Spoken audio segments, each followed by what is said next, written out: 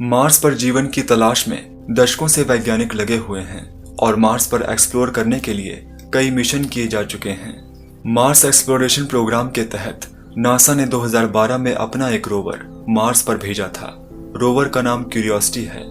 Rover curiosity पृथ्वी से 26 नवंबर 2011 को Mars के लिए लॉन्च हुआ था। 560 मिलियन किलोमीटर का सफर तय करते हुए 6 अगस्त 2012 को रोवर क्यूरियोसिटी मार्स की सतह पर लैंड करने में सफल रहा। जब ये मिशन लॉन्च हुआ तो उस समय मिशन मात्र 2 साल के लिए ही था, लेकिन मिशन की सफलता को देखते हुए इसे अनिश्चित काल के लिए बढ़ा दिया गया। नासा के अनुसार जब तक क्यूरियोसिटी की कंडीशन ठीक रहती है, हम ये मिशन जारी रखेंगे। क्यूरियोसिटी को मार्स के वातावरण और जियोलॉजी के बारे में पता लगाने के लिए भेजा गया था और यह अपने मिशन में उम्मीद से ज्यादा सफल रहा। यह रोवर अब तक मार्स से सैकड़ों तस्वीर पृथ्वी पर भेज चुका है। इन तस्वीरों के माध्यम से मार्स को एक्सप्लोर करने में वैज्ञानिकों को काफी मदद मिली। क्यूरियोसिटी का मार्स एक्सप्लोरेशन प्रोग्राम 2012 के बाद से अब तक लगातार चल रहा है। इन 8 सालों के दौरान हमें मार्स की कई तस्वीरें देखने को मिली और मार्स के बारे में नई नई चीजों का पता चला। तो चलिए देखते हैं मार्स के उन हिस्सों को जो हमें क्यूरियोसिटी की वजह से देखने को मिले। क्यूरियोसिटी ने मार्स से अब तक जितनी भी जगहों की तस्वीरें ली हैं, नासा ने उन सभी जगहों को अलग अलग नाम दिया है। पिछले 8 सालों से लगातार मार्स मिशन पर लगा हुआ यह रोवर मार्स पर 21 किलोमीटर का सफर तय कर चुका है। क्यूरियोसिटी जिस जगह पर लैंड किया था उस जगह का नाम गेल क्रेटर है। उसी जगह के आसपास माउंट शार्प नाम का एक पहाड़ भी है जिसकी ऊंचाई 18,000 फीट है। नासा के पास सबसे बड़ी चुनौती ये थी कि कैसे क्यूरियोसिटी को इस पहाड़ के ऊपर चढ़ाया जा सके जिससे कि मार्स के दूसरे हिस्से को एक्सप्लोर किया जा सके। पहाड़ की चढ़ाई के लिए साइंटिस्ट की टीम ने माउंट शार्प का एक 3D मैप तैयार किया। मैप के सहारे ऊपर जाने का रास्ता ढूंढा गया। क्यूरियोसिटी का ऊपर जाना रिस्की हो सकता था, इसके बावजूद साइंटिस्ट एक रास्ते पर तैयार हो गए।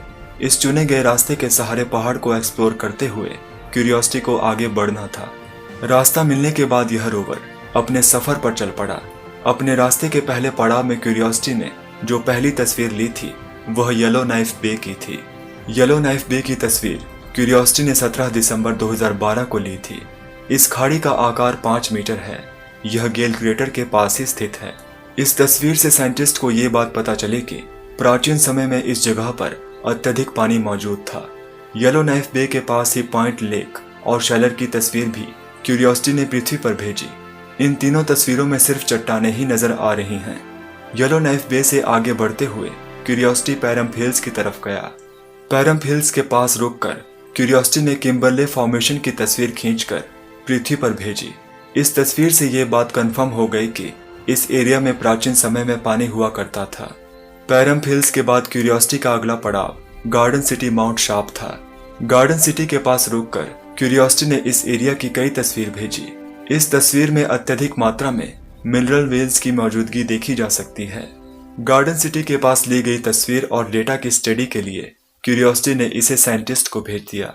गार्डन सिटी का काम खत्म होने के बाद क्यूरियोसिटी ने हम सब के लिए एक बहुत ही खूबसूरत नज़ारे को अपने कैमरे में कैद किया। क्यूरियोसिटी ने मार्स पर डूबते हुए सूरज की तस्वीर ली। पृथ्वी पर सूरज डूबने के समय आसमान का रंग ऑरेंज या लाल हो जाता है, जबकि मार्स पर आसमान का रंग नीला हो जाता है। साइंटिस्ट के अनुसार मार्स के वातावरण में मौजूद सूक्ष्म कण के कारण सूर्यास्त के समय आसमान का रंग नीला हो जाता है। माउंट शार्प के निचले हिस्से में ली गई वेल रॉक की इस तस्वीर में चट्टानें ही नजर आ रही हैं। चट्टान की बनावट को देखने के बाद ये पता चला कि ये पूरा इलाका झील हुआ करता था। चट्टानों पर जो आकार बना है वो जमे हुए गाद के ऊपर से पानी के बहाव के कारण बना है। वेल रॉक से आगे जाते हुए क्यूरियोसिटी ने मरियस पास की तस्वीर भी ली, जो 2 मार्शियन रॉक यूनिट का कॉन्टैक्ट जोन है। मरियस पास से आगे जाने के बाद क्यूरियोसिटी ने बैगनल ड्यून की तस्वीर भेजी। इस ड्यून का निर्माण हवा के एक ही दिशा में लगातार बहाव के कारण हुआ था। इसकी लंबाई 35 किलोमीटर और चौड़ाई 1 से 2 किलोमीटर है। बैगनल ड्यून मार्स पर खोजा जाने वाला पहला ड्यून है। क्यूरियोसिटी ने एक और ड्यून की तस्वीर ली जिसे नामिब ड्यून नाम दिया गया। नामिब ड्यून की ऊंचाई लगभग 13 फीट है। बैगनल ड्यून से क्यूरियोसिटी को आगे ले जाना नासा की बड़ी चुनौती थी, क्योंकि नासा का पिछला Mars rover spirit sand dunes में ही फंस गया था। बैगनल ड्यून से बचते हुए क्यूरियोसिटी आगे के सफर पर निकल पड़ा। मरी ब्यूट से आगे जाने के लिए क्यूरियोसिटी को 2 लंबे सेडिमेंट स्ट्रक्चर को पार करना था, जिसे एंट्रेंस ऑफ मरी ब्यूट्स नाम दिया गया। मरी ब्यूट्स को पार करने से पहले क्यूरियोसिटी ने एंट्रेंस ऑफ मरी ब्यूट्स की तस्वीर भी ली।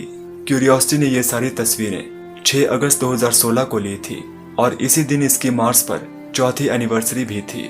मरी ब्यूट्स के बाद क्यूरियोसिटी ने स्टिम्सन फॉर्मेशन की तस्वीर ली। स्टिम्सन फॉर्मेशन बालू पत्थर वाली एक चट्टान है। इसका निर्माण रेतीली आंधी की वजह से हुआ था। माउंट शार्प के आधार के निर्माण के बाद सैंड ड्यून्स के पलायन के कारण स्टिम्सन फॉर्मेशन का निर्माण हुआ था। मरी ब्यूट्स को गुड बाय करते हुए क्यूरियोसिटी ने उस इलाके की आखिरी तस्वीर ली, जिसे ब्यूट M9A नाम दिया गया। ब्यूट M9A की तस्वीर लेने के बाद क्यूरियोसिटी आगे के पड़ाव की ओर चल पड़ा। क्यूरियोसिटी ने अगली तस्वीर भेजी। वो एक छोटे से आकार का पहाड़ था। काले रंग के 16 फीट ऊंचे पहाड़ की तस्वीर लेने के बाद क्यूरियोसिटी से हमें ऑगनक्विट बीच की तस्वीर देखने को मिली। ऑगनक्विट बीच पर लार्ज क्रिट्स मौजूद हैं, जो छोटे छोटे रिबल्स से बना हुआ है, जो हमें सिर्फ मार्स पर देखने को मिलता है। ऑगनक्विट बीच से आगे निकलकर क्यूरियोसिटी ने वेरा रूबिन रिज की तस्वीर ली। यह भी एक चट्टान है, लेकिन इसका निर्माण कैसे हुआ इस बात का पता नहीं चल सका, क्योंकि तस्वीर काफी दूर से ली गई थी। जब क्यूरियोसिटी ने वेरा रूबिन रिज के नजदीक जाकर इसकी तस्वीर ली, तब साइंटिस्ट को इस बात का पता चला कि इस चट्टान का निर्माण विंड इरोजन यानी हवा से कटाव के कारण हुआ है। वेरा रूबिन रिज की ऊंचाई पर पहुंचने के बाद क्यूरियोसिटी ने अपने अब तक के सफर को दिखाने के लिए एक पैनारोमिक तस्वीर ली।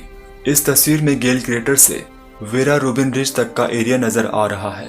वेरा रूबिन रिज से माउंट शार्प तक की दूरी अभी भी 3 मील है। जून 2018 में मंगल ग्रह पर धूल से भरा हुआ भयंकर तूफान आया। इस तूफान में क्यूरियोसिटी का साथी रोवर अपॉर्चुनिटी डैमेज हो गया। अपॉर्चुनिटी क्यूरियोसिटी से बहुत दूर मार्स के दूसरे हिस्से को एक्सप्लोर कर रहा था। आंधी में फंसने के बाद अपॉर्चुनिटी ने नासा को भेजे अपने आखिरी मैसेज में बताया था, my battery is low and it's getting dark. इस मैसेज के बाद अपॉर्चुनिटी से दोबारा संपर्क स्थापित नहीं हो सका और फरवरी 2019 में आधिकारिक तौर पर अपॉर्चुनिटी रोवर के खो जाने की घोषणा कर दी गई। आंधी के बाद क्यूरियोसिटी ने आसमान की तस्वीर ली। इस तस्वीर में आंधी का असर देखा जा सकता है। मात्र 3 दिन में ही मार्स धूल से भर गया था। क्यूरियोसिटी मार्स पर जिस क्षेत्र में था, उस तरफ धूल भरी आंधी का सबसे कम असर हुआ था, जिस कारण क्यूरियोसिटी को खास नुकसान नहीं हुआ। धूल का असर कम होने के बाद क्यूरियोसिटी ने फिर से अपना सफर शुरू किया और माउंट शार्प की ऊंचाई की ओर चल पड़ा। क्यूरियोसिटी ने मार्स की मिट्टी के क्षेत्र की तस्वीर भेजी। इस तस्वीर से साइंटिस्ट को यह समझने में मदद मिली कि इस इलाके के निर्माण में पानी की क्या भूमिका थी। मार्स को एक्सप्लोर करते हुए क्यूरियोसिटी खुद की सेल्फी लेना नहीं भूला। क्यूरियोसिटी ने अपनी सेल्फी ग्लेन एटिव नाम की जगह पर ली थी। यह सेल्फी क्यूरियोसिटी के रोबोटिक हाथ से ली गई और फिर डिजिटल तरीके से हाथ को तस्वीर से हटा दिया गया, जिससे कि क्यूरियोसिटी का परफेक्ट नज़ारा देखा जा सके। अपनी सेल्फी लेने के बाद क्यूरियोसिटी फिर से अपने काम पर लग गया। क्यूरियोसिटी का अगला पड़ाव ग्लेन एटिव था। इस जगह पर जाकर क्यूरियोसिटी ने तस्वीर ली और फिर मार्स की सतह पर ड्रिल करके मिट्टी का सैंपल लिया। क्ले बियरिंग यूनिट ने सैंपल की जांच की।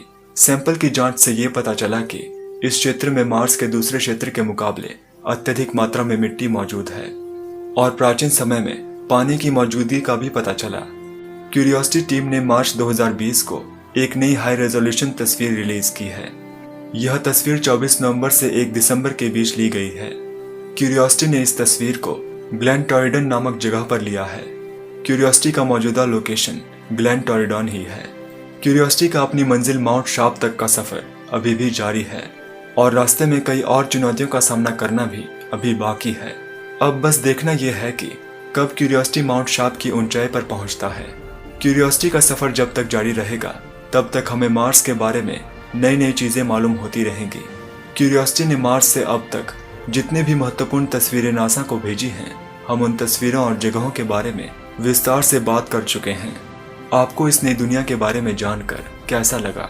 और अगर आपको भविष्य में मार्स पर जाने का मौका मिलता है, तो क्या आप मार्स पर रहना पसंद करेंगे? मुझे कमेंट्स में ज़रूर बताइएगा।